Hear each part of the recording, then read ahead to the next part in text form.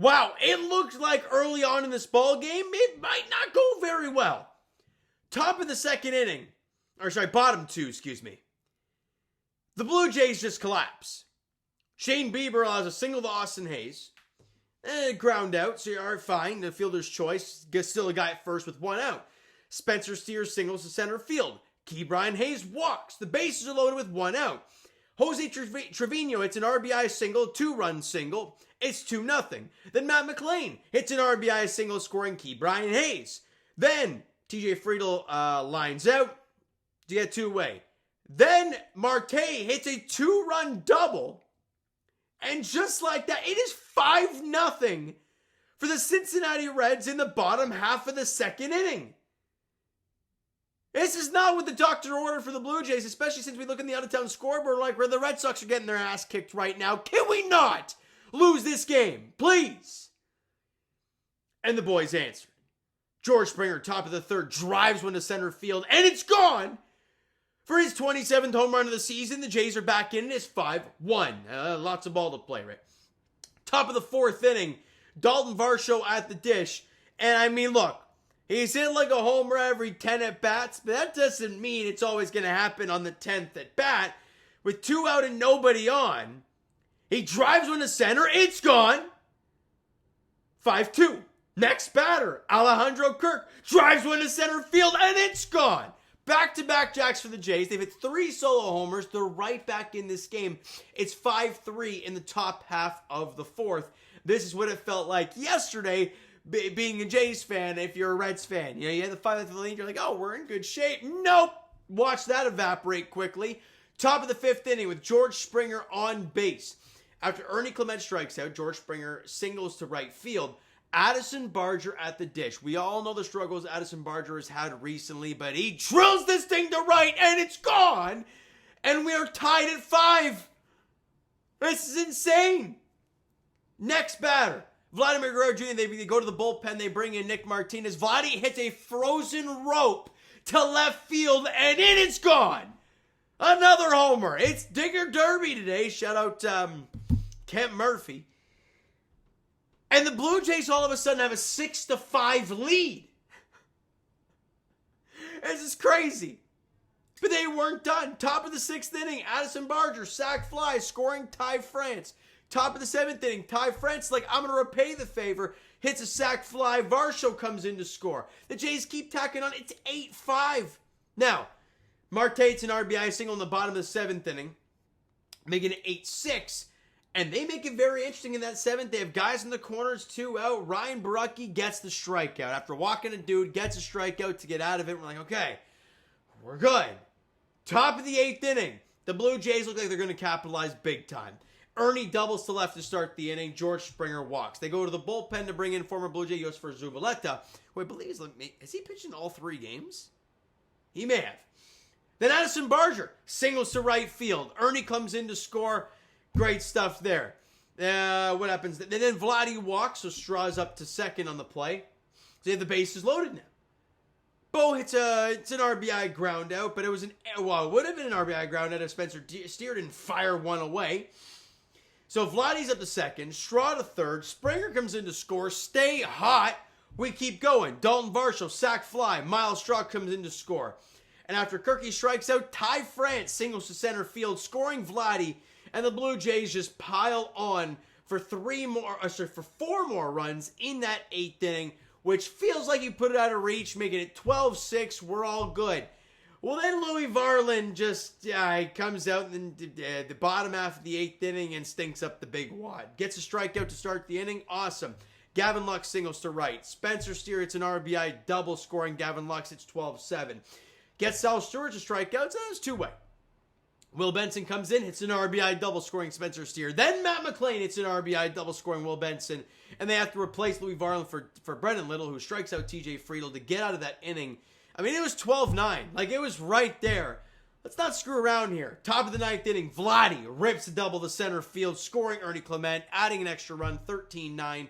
And they win the ball game 13-9 and they get back to their high water mark at 22 games over the 500 mark at 81-59. They are guaranteed a 500 record. You lose the rest of the season, you're a 500 team, which obviously we don't want that. But yeah, that's just a number I'm firing at you guys. And look, lots of great offensive numbers. Let's go through them yet again. George Springer, dude's incredible. 2 for 4, scored 3 runs, drove in a run, had a homer, walked once, cut on base 3 times. He's hitting .307 with a .399 on base, an on base of almost 400, an OPS of over a .950 after today's ball game. It's bananas what we're seeing from George Springer. Addison Barger, so nice to see. 2 for 4. Drove in 4, scored a run, had a homer. Great stuff from Barge. Vladdy, now that's interesting. Ripping baseballs today. 2 for 4, scored 2 runs, 2 RBIs, a homer, walked twice, got on base 4 times. That's the Vladimir Guerrero Jr. we know and love. And Bo Bichette went 0 for 5. Baseball, it's crazy. All right? Dalton Varsho, 3 for 5, scored 2 runs, drove in 2, had a homer. Alejandro Kirk, 2 for 5 with a run scored, an RBI, a homer. Ty France went 3 for 4 with a run scored and drove in 2. Andres Gimenez went 2 for 5. Ernie Clement, 2 for 4, scored 2 runs. Everybody, except for Bo Bichette. Actually, he walked, so I'll give him that. But everybody contributed in this ball game. 18 hits for the Blue Jays. Struck out 11 times, walked 4 times, but just the offense was ready to play. Pitching-wise, look, other than one bad inning for Shane Bieber, 6 innings of 5-hit baseball, 5 runs, all of which came in 1 inning. Struck out 6, walked 2. Tommy Nance, 2/3 an inning, allowed a run, wasn't an earned run though. And Ryan Brucke went 1/3 of an inning, allowed a hit, a walk, but got a strikeout to get out of the inning, thank God. But Louis Varland struggled, 2/3 an inning, 4 hits and 3 runs, struck out 2. Honestly, guys, maybe they overworked him this series. He threw an inning in 2/3 yesterday. Now, maybe the pitch count wasn't all that high, but didn't he throw an inning in 2/3 a couple days prior against the Milwaukee Brewers? And then he went an inning in 2/3 yesterday, and they tried to go for him today, and I was like, I don't know. I mean, look, you're up 12-6 at the time. You don't need a Louis Varland in there, but fine. Or was it 12? No, hold on. Maybe it wasn't 12-6 at that. No, I think it was 12-6 at the time. But regardless, whatever. Brendan Littleface, one dude, struck him out. Fine. Jeff Hoffman, like it. Clean inning. No base runners. Strikeout. And I believe he pounded the zone in this one. Let me find his pitch to strikes. Here we go. Yeah, 13 pitches, 9 strikes to 4 balls was good. He was sound and got a punch out to end the ball game, and the Blue Jays win it. Oh God, the Astros have 2-1 and nobody out in the bottom half of the 8th inning. Devin Williams on the hill.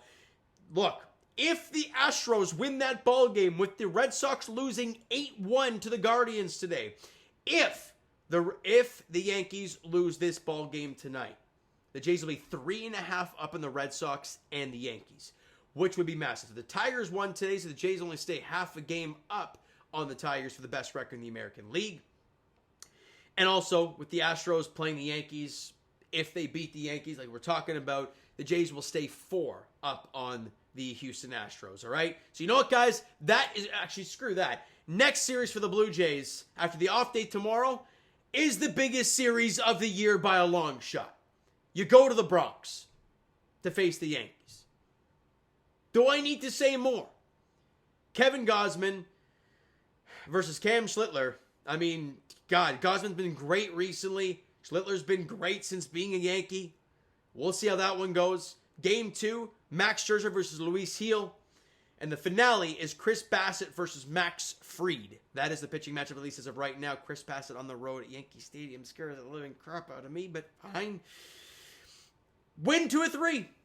You do that, you're in incredible shape. You leave the Bronx 4.5 up in the Yankees.